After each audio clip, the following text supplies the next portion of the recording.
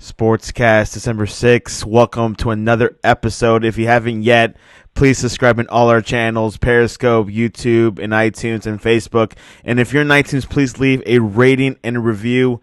It will help us out tremendously. And of course, visit us on thesportscast.net, thesportscast.net. This episode is brought to you by InstaBible. Read your Bible, share a verse, put it on a picture, and share it to the world. Only available on iPhone. Go to instabibleapp.com. It is championship weekend in college sports, in college football, to be more specific. Oklahoma has a chance to go to the playoffs, but only for certain scenarios. Oregon has to beat Utah, and perhaps LSU has to beat Georgia. So a lot of scenarios have to happen. But to join us to iron this out, the one and only Caillou Borden. Welcome back to the Sportscast. Thank you. Appreciate it. So Caillou, we made it to the championship week. Good season for Oklahoma. They have a Big Ten championship game this weekend against Baylor. How do you see this matchup? I think Oklahoma should win this game, but a lot depends on tonight at 8 o'clock. I think, like you mentioned before, I think they definitely need LSU to win. And in Utah, I think because Utah is 5, I can see Oklahoma needing style points. It really depends if Utah wins. Do they value if Oklahoma wins by 3 points and Utah wins by 3 points? Utah's obviously ahead, so I think it depends a lot on tonight. For Oklahoma, I think they need Oregon to definitely win because I think that would help Oklahoma's chances because having that tonight, I think Oklahoma would definitely be watching that game to definitely see what can happen. And then they wouldn't have to win their game, which I think I like Oklahoma's chances to beat Baylor again for the second time.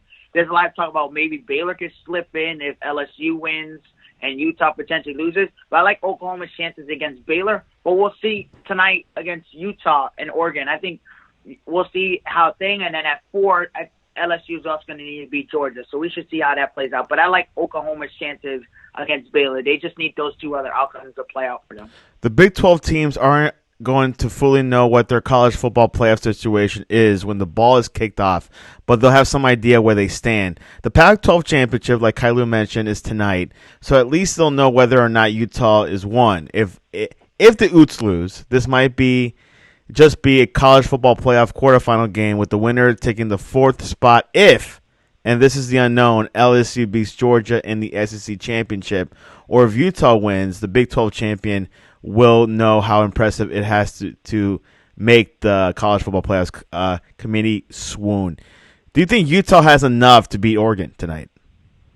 I think they can. Their defense is really strong. I think they can. I think if they keep it a low-scoring game, I think they can. However, I think Oregon wins tonight. They had a disappointing loss. Justin Herbert struggled. So I think Oregon definitely but I could see Utah keeping it close and it being a low-scoring game. One thing to watch out this weekend for the Oklahoma game is Jalen Hurts. The Heisman ballots are out, and some probably already put in Joe Burrow and moved on. However, if Hurts goes ballistic and Oklahoma rounds past Baylor and Burrow gets shut down by the amazing Georgia defense in a loss, and if Ohio State's Justin Fields is less than stellar against Wisconsin, hearts and minds could change quickly. The number one for the Sooners could make this a big Heisman race. Do you think Hurts has to have a big performance this weekend to be considered a Heisman candidate? I think he can. I think Jalen Hurts has always had tremendous games. His problem recently has been some of the turnovers. Even last week, he was able to do a good job at that. So I think he was definitely able to do a good job at that last week, 11 for 21. He wasn't great, but he had 2 touchdowns on the ground, 173 rushing yards, 28 carries. I think a lot depends on his turnovers. Obviously, through the middle of the season, he came out very strong in the first couple of games of the season. Obviously, less turnovers against unranked teams, and then he had a slip in the road. And then last week, he was solid enough to win. So I feel like he could definitely get right back in the conversation because it's very easy for narrative to change. I don't think Joe Burrow is going to do anything to change his thing, but I think he could definitely make it close. And if he wins the Big 12 championship game, you could definitely change some eyes quickly. Now, obviously, one of the big factors that Oklahoma had, and also was the same for Alabama, was their schedule. They only played Oklahoma State, was the only ranked team Do you think their schedule had a lot to do with not being the top choice for the fourth spot? I think for Oklahoma, they obviously have a better strength for schedule than Utah, so I don't really think that was a factor. I think they went more based on eye tests. Sometimes it's tough for the committee to decide what they're going by, whether it's eye tests, whether they're going by resume, strength for schedule. So I think they went by eye test. That's why they had Utah ahead of Oklahoma. I think I think Utah's defense is definitely better than Oklahoma. Even though this year Oklahoma's defense hasn't been as bad. Even when Jalen Hurts, they had the clutch interception last week. They only allowed 24 points. So I think Oklahoma's defense, although it's not great like an SEC school or a Big Ten school, I think it's definitely improving. But I still think that they give Utah the edge based on our resume, and I think their best win is Washington, which I don't understand how they can be ranked ahead of Oklahoma with their strength of schedule, but they tend to like their defense and they like the eye test with Utah. The Big 12 championship game is tomorrow, 12 p.m. noon on ABC. Of course, tonight the Oregon versus Utah will be ABC. So all weekend is championship. Every game counts. Tomorrow, tonight starts it. There's no set, top. All we know, Caillou, is that LSU and Ohio State have a guaranteed spots, it feels like. And Clemson. You think Clemson has a claim? I mean, yes, they're playing Virginia, obviously, but I guess there's no chance for Virginia to beat Clemson, I guess. Yeah, I think that I checked the spread. It was like 28. I think it was over 28, so I set Clemson to rout. I set Clemson to just rout. And I was very impressed with, speaking of Ohio State, their win over Michigan. I mean, Michigan fans are really like, when are we going to ever beat Ohio State? Obviously, Ohio State, people have been talking about their talent. It's way far surpassable. Do you think they are the best team in college football? I think Ohio State was the more complete team. Obviously, the score looks like they were up by 29. I felt like Shea Patterson played good early on, but then once the score got lopsided, Justin Fields, J.K. Dobbins, 211 yards, 31 carries, 4 touchdowns. I mean, he just think they were the more physical team. I think Michigan hasn't beat them since 2011. They've won, I think it was 15 of the last 16 matchups, if I remember correctly. I mean, they were just more the dominant team. They took it to them in the second half. They outscored them 28 to 11 in the second half. They were just a more dominant team. Chase Young didn't even have a good game, and they were still able to get a lot of pressure on the quarterback. I feel like that really impressed me. The fact that Chase Young didn't have a good game, and they were still able to have a really good game. And Don Brown. I mean, Don Brown's defense, was atrocious in that game. Before we head out of college football, what were your thoughts about the Alabama and Auburn game?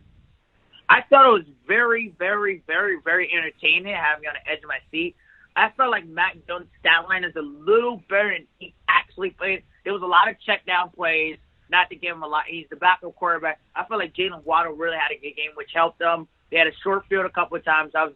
Bo Nix made the plays they had to when he did. I feel like Alabama's defense, a bunch of things that we've seen against LSU, I think that also continue. A bunch of penalties. The 12 men on the field at the end of the game, uncharacteristic for a Nick Saban team. So I think they had some of the same problems that they had against LSU. I think this is not as good of an Alabama team as we thought. Like one of your things said, I think this is not as good an Alabama team as we thought originally coming into the season. And I think Auburn just played one heck of a game. Gus Malzahn had his team ready to play, and they were able to squeeze out a win. Yeah, it was definitely one of the best games this season. Of course, LSU and Alabama was another good game. There's a few games that we just see in college football, but Auburn and Alabama typically are like the craziest games, a lot of action. It feels like a professional football game at times. And a lot of people from the NFL, like the very next day, were talking about that game. Like I said, Alabama had a great offense. I think things were going well, but their defense just let them down time and again. And if that defense was good enough, able to stop Auburn, Alabama could have won. Agreed.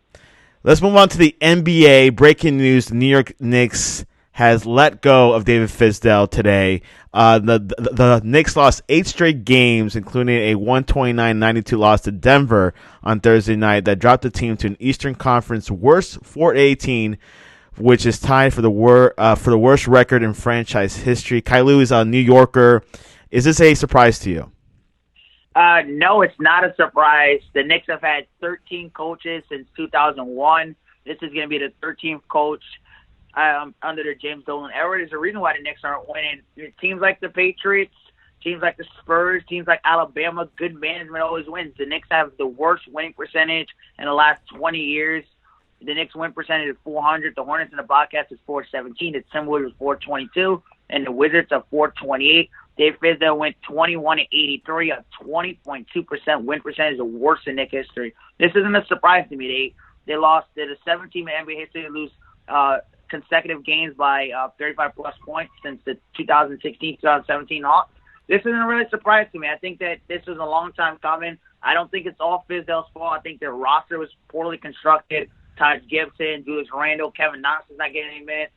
Is Fizdale a perfect coach? He was brought over to recruit. I don't think that they thought he was going to recruit. I think Fizdale's a good coach when talent's already there. When they expect him to be the lead dog in recruiting. I thought that Fizdale was personally going to be a good coach for when there's players actually on the roster, when they actually have Kevin Durant. I didn't think he would be able to recruit Kevin Durant in that sense. So I think he was going to be the coach when Kevin Durant was already there. Obviously, that didn't happen. They thought they were getting Zion last year. They had 17 wins. They thought they were getting Zion last year. That was really disappointing. I think it starts at the top. James Dolan, you can't fire the owner. I think it's just a situation where James Dolan, bad management, you keep blaming the coaches. If you hire a coach and you fire him after 2 years, it can't be all the coach. You've had 13 coaches since 2001, which corresponds when I was born. It's not all the coach. It sucks for Fizdale, but he's still going to get paid by the Knicks. And I'm just glad, honestly, he's out of that situation because I don't think anyone should take the Knicks job. People are going to take it, but 13 coaches since 2001. You can't all the time blame the coach. Was Fizdale perfect? Was he the greatest X's and O's? No, but is there talent on that roster? And you got to look at their history and say that they're not running a structural and great organization. Yeah, they also fired the assistant coach, Keith Smart. It's rumored that Mike Miller, who used to play for the Miami Heat and the Grizzlies, will be the interim coach, and also Pat Sullivan is a possible candidate too. So we'll see how things developed. Can they find a coach this year, or will they just play with the interim and wait till next season? I mean, till the off season. I think it depends. I think they don't rush the coaches. I don't think how you get a high-quality end coach when you've had 13 coaches in 2001. Someone's going to take the job. But I think it's one of those situations where James Dolan's got to hire the right basketball person and look in the mirror and say, look, he's the problem. They're not going to get rid of the owner, but he's the problem. When you've had so many coaches after another, you can't just keep blaming the coach. And it's easy to blame the coach, and they've lost 2 straight by 35 points. And it's not the greatest look for Fizdale, and they should be playing harder. But the players got to be accountable, too, and it starts at the top. Steve Mills has done a terrible job at drafting. He's made false promises that he's going to bring all these superstars here, and they haven't arrived. The players are held accountable, and it starts at the top. Really good organizations like the Spurs, Patriots, and Alabama, what do they have all in common? Great management. And if you don't have great management, you're not going to win this league. So in terms of who takes the job next, we'll see who wants that job. Yeah, it's been quite a while since the Knicks had a good coaches. I guess Stan Van Gundy, and also Pat Riley. Well, not Stan Van Gundy, Van Gundy, and also Pat Riley were like one of the top coaches. And I guess like the Melo era when Melo first started, that was a good time for the Knicks, but it was short lived. And of course, since then, with Porzingis there was some hope. With Phil Jackson, there was some hope, but this just didn't last too long. So hopefully, and like you were saying, it really comes up to the ownership. You can't fire owners, so it is what it is. You got to live with it, unless someone gives them a big paycheck or someone just to buy the Knicks. But the Knicks ain't cheap either. So we'll see. Like the Mets, they do the Nets. Oh, that's right. Yeah, the Mets got their new owner. Tell us a little bit about that. Yeah, I think it was good for the Mets. He grew up a Mets fan, Steve Coyne. He's at a hedge fund from Point 72. It's a management company in New York. I think it was really, honestly, good for the Mets. We'll see. He's going to own 80% of the team, and he's going to own 80% of the team until the team is eventually a thing. So I think that's good for the Mets. We'll see. Obviously, he's going to be. I think he'll be willing to spend more than the previous thing. The Mets always act like a small team and located in the big market, small market team, like I want to say, small market team. So I think it potentially could be great. He grew up a lifelong Met fan, so maybe that could help rebuild some of their farm system. They obviously lost Zach Wheeler to the Phillies, which I think is going to be huge for them because now that they don't have a rotation, they still have DeGrom, they still have Syndergaard and Stroman, but their rotation is not as deep, and the Mets don't really have a deep farm system, and they're not going to spend a lot of money like the Yankees would to think. They're operating on a low budget, so I think that's going to be a huge loss for them. But I like the move, and it's definitely time is going to tell in the next 5 years. He's going to own 80% of the team, so when billionaires take 80% of the team, he's going to own a lot of power in that team. So I definitely think that it could help the Mets, and new ownership is always good for the Mets.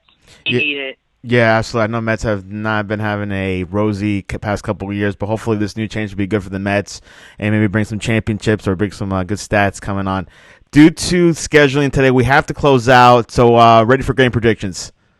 Yeah, sure. Let's start with Virginia versus Clemson.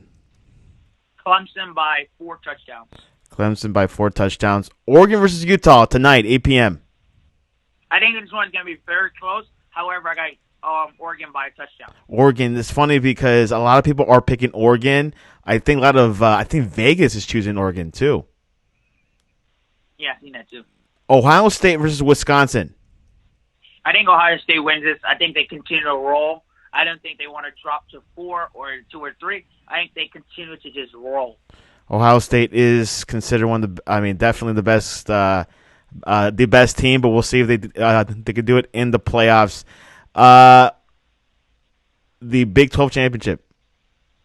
I think Oklahoma wins this one. I think it's more closer than Oklahoma wants us to win this game, but I think Oklahoma wins this one. They pull away.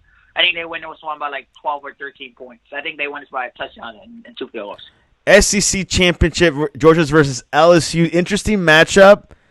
What's going to happen, Caillou? I think it's going to be very low scoring. I don't think Joe Burrow is going to put up as many points in this game. I can see this one being an SEC in Atlanta, a tough game for LSU. I think they win this game, but by a field goal. LSU wins by a field goal. Yes. And Caillou Borden, what is the best way to reach you to talk to you about Zach Wheeler? They can reach me on Twitter at Caillou Borden 12 and also on Instagram at the same handle. And also, the Mets acquired James Marcinek from the Astros. Was that a good move? I think it was a good move for the Mets. It obviously helps with their outfield defense. I think it was a good move for them. He's a good defender from his time with the Astros. He comes with a fourth outfield experience. I think it could definitely help them to add some more depth on their 40-man roster. And there you have it. You can follow all those news on thesportscast.net, thesportscast.net, and go to our Twitter at thesportscast1. We'll be live tweeting throughout the games. I know that we'll have live tweeting tonight for Utah versus Oregon. I'm not sure if Justin's going to tweet the SEC championship. I'll ask him. No promises there, but he probably will because Alabama's not playing this weekend. Anyways, Caillou, always a pleasure. Thank you.